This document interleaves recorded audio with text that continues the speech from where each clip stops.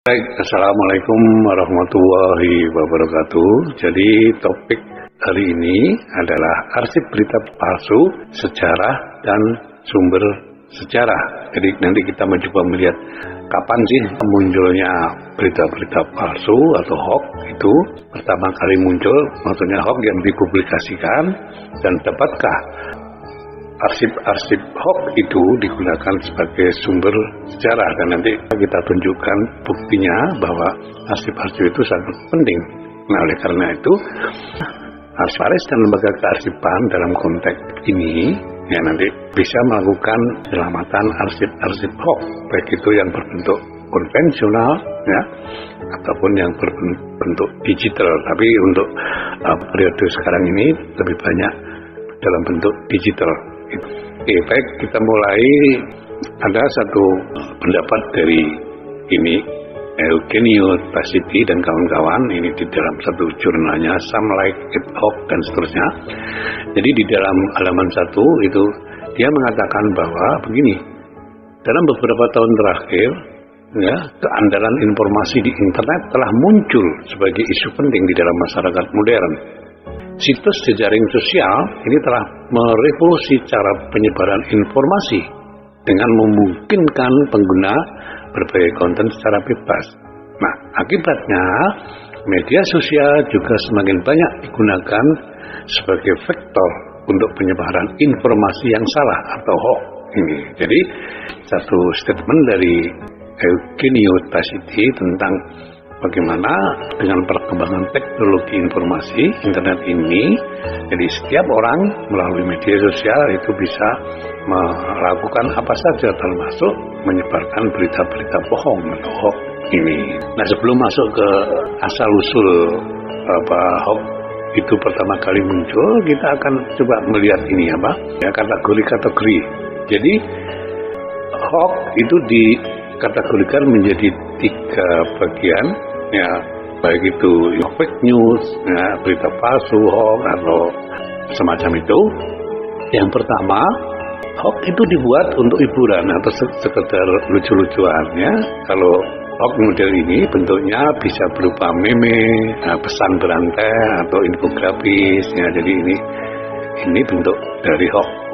Yang pertama, yang kedua, ini dibuat untuk tujuan ini meraup keuntungan. Ya, biasanya dengan menggunakan ini ya clickbait. Jadi antara apa yang ada di gambar itu berbeda dengan apa yang ada di dalam konten informasinya. Jadi informasi seperti ini biasanya dibuat dengan memelintir berita atau informasi sehingga seolah-olah berita itu atau peristiwa atau berita itu benar-benar terjadi. Ini yang disebut kategori yang kedua. Nah, yang kategori yang ketiga ini dibuat untuk ini sebagai strategi politik. Nah, ini yang berbahaya. Jadi biasanya kategori ketiga ini untuk menjatuhkan lawan politiknya, kemudian ada disinformasi dan bahkan diarahkan untuk ini ke segregasi sosial. Jadi kotak-kotakan sosial. Ya, ini sangat berbahaya. Tapi untuk yang kategori pertama ini biasanya untuk hiburan, ini tidak terlalu berbahaya. Nah, yang kedua ini agak sedikit ada unsur penipuan. Jadi antara judul dengan konten substansinya itu jauh berbeda gitu. Oke, kita masuk ke sini. Jadi kapan pertama kali hoax itu dipublikasikan? Jadi kalau yang tidak dipublikasikan itu biasanya rumor, gosip ya. Tapi ini kita mencoba melacak hoax yang dipublikasikan ini. Pertama itu ternyata abad ke-17 ya, tepatnya tahun 1617 itu di Cina. Ini menurut penelitian dari ini Christopher dan Brisras ya, ini dipublikasikan tahun 2017. Jadi abad ke-17 ya, jadi tepatnya 1617 itu ada satu penerbitan ya atau kumpulan cerita-cerita bohong di Cina ya yang diterbitkan pada masa akhir dinasti Ming ya.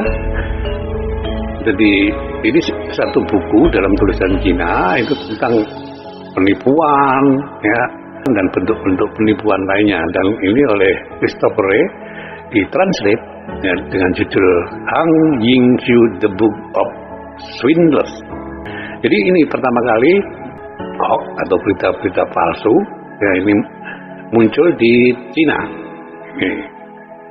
Kemudian tulisan ini Alexander Post, ini Museum of Hoax ini. Jadi di dalam ini Museum of Hoax yang ditulis oleh Alexander Post ini. Jadi hoax pertama kali ini dipublikasikan ya tahun 1709. Jadi satu abad berikutnya di dalam satu penanggalan almanak. Jadi dia ini menerbitkan, maksudnya ini Isaac Bickerstaff ini menerbitkan almanak palsu.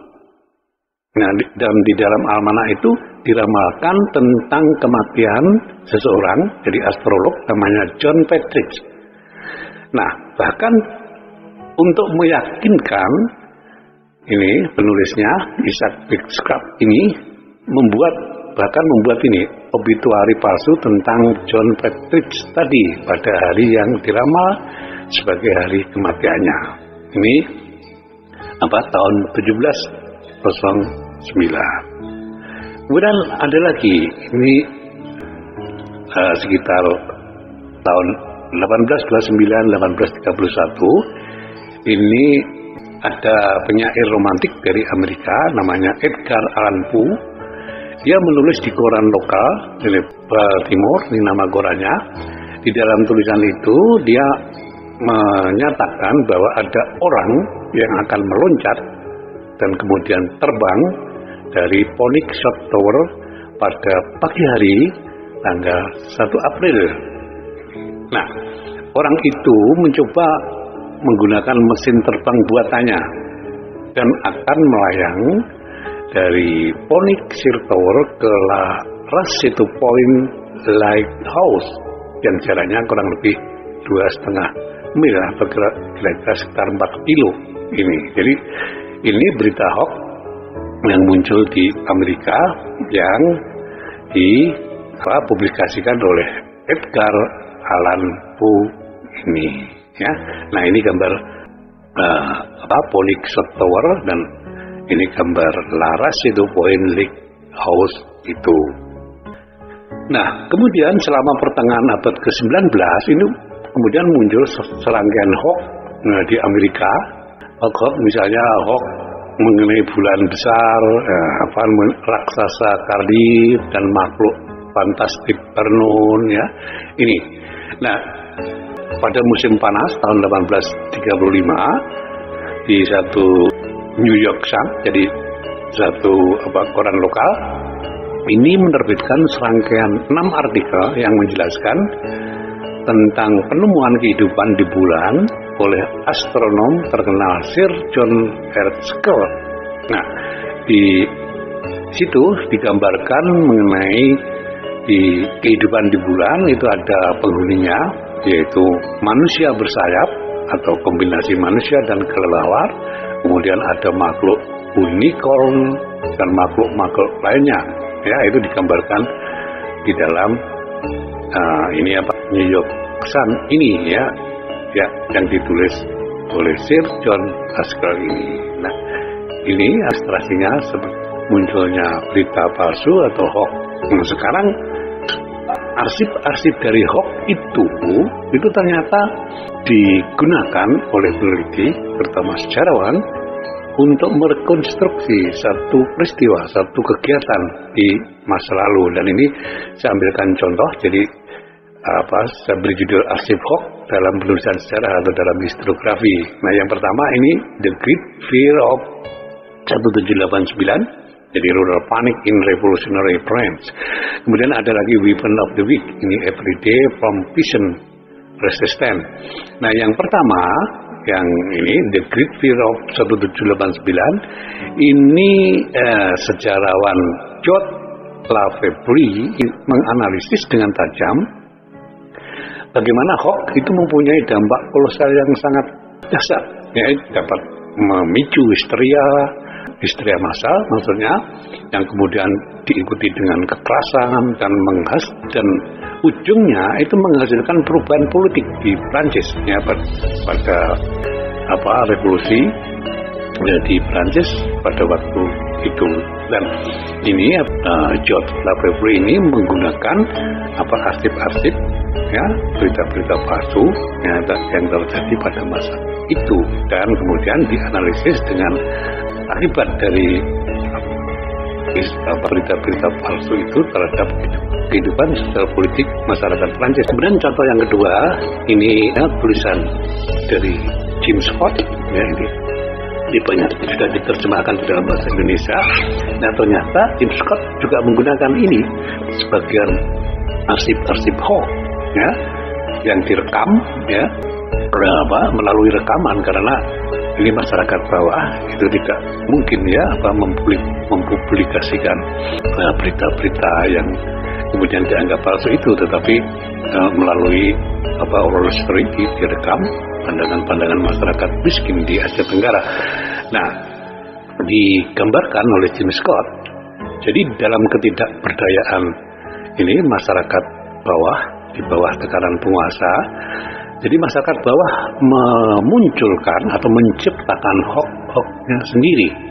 Nah, di dalam itu ia menegaskan ini James Scott bahwa para petani di Asia Tenggara itu berbeda watak dengan saudara-saudara mereka di Eropa dalam hal melawan kekuasaan. Nah, perlawan petani bawah di Asia Tenggara ini melalui tadi, ya, sindiran-sindiran dan seterusnya, ya, seperti itu. Jadi tidak seperti digambarkan di dalam tulisannya George Lafayette di atas tadi, tapi di Asia Tenggara ini perlawanan masyarakat tani itu melalui tadi sindiran-sindiran. Nah, kalau yang sekarang biasanya seperti kasus mural beberapa bulan terakhir ini. Nah, itu sebagai bentuk satu, ya, perlawanan dalam tanda kutip sebagian masyarakat yang terasingkan, tetapi dengan bentuk mural dalam bentuk seni. Nah, begitu juga ini masyarakat petani di Asia Tenggara itu melakukan perlawanan dalam bentuk tadi sindiran-sindiran dan seterusnya tadi ini. Oke, kita lanjut ke berikutnya. Nah, sekarang begini pertanyaannya. Jadi, perlukah arkivis maksud saya dan lembaga kearsipan ini menyelamatkan arsip-arsip hoax? Kalau dari perspektif keilmuan ini memang perlu. Coba kita lihat. Nah, begini, jadi fokus utama dari archival science dalam postmodernisme ini berpusat pada transparansi dan akuntabilitas. Baik itu transparansi, akuntabilitas, arsiparis maupun lembaga kearsipan ini. Nah, oleh karena itu begini, jadi kesadaran yang lebih besar tentang keragaman, ambiguitas, dan banyak identitas pencipta arsip dan pengguna arsip ini harus dipahami oleh lembaga kearsipan dan arsiparis ini. Ini saya kutipkan dari tulisan Terry Cook, ya, Fashionable Nonsense of Professional Rhetoric. Nah, kemudian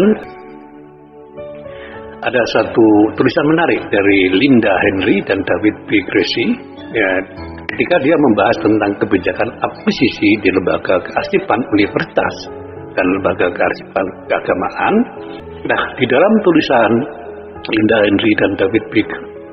Gracie ini dijelaskan bahwa sebagian arsiparis dan lembaga kearsipan itu menganggap bahwa konteks merupakan faktor penting dalam mengevaluasi nilai dari setiap item arsip. Nah, di luar konteks oleh sebagian arsiparis dan lembaga kearsipan itu dianggap bukan arsip. Nah, ini yang oleh Linda Henry dan David ini kemudian diberi konsep record, jadi perspektif record, digambarkan sebagian arsiparis dan lembaga kearsipan itu masih menggunakan perspektif record keeper. Nah, kemudian dilanjutkan di kutipan asli dari Linda Henry dan David B. Gracie ini ya, di dalam satu artikelnya itu, kebijakan pengumpulan ephemera termasuk arsip Hawk itu misalnya poster itu masuk ke ephemera, itu wajib dan harus dilaksanakan karena arsip-arsip itu menjadi bagian dari rekaman seluruh masyarakat, dan arsip tersebut harus ditangani secara komprehensif dan harus dalam perspektif pendokumentasian. Jadi ini pandangan dari Linda Henry dan David B. Gracie. Jadi arsip-arsip Hawk itu memang perlu ya disimpan di lembaga kearsipan, dikelompokkan ke dalam arsip ephemera ini ya. Nah, kemudian dilanjutkan, jadi arsip-arsip Hawk dari aspek historis itu kan sangat berguna sekali untuk sebagai sumber penelitian ya. Jadi, dan Linda Henry dan David B. Gracie ini mengatakan bahwa arsip Hawk ini di kemudian hari sangat bermanfaat sebagai sumber arsip untuk riset sejarah. Ya, misalnya tentang sejarah mentalitas atau sejarah sosial politik di dalam kurun waktu tertentu, misalnya di dalam kurun satu kekuasaan tertentu ya 5 tahun, 10 tahun. Nah, ini bisa digunakan untuk salah satu atau bagian dari sumber dalam penulisan sejarah atau historiografi ya, secara mentalitas maupun secara sosial. Baik, saya kira itu. Terima kasih. Assalamualaikum warahmatullahi wabarakatuh.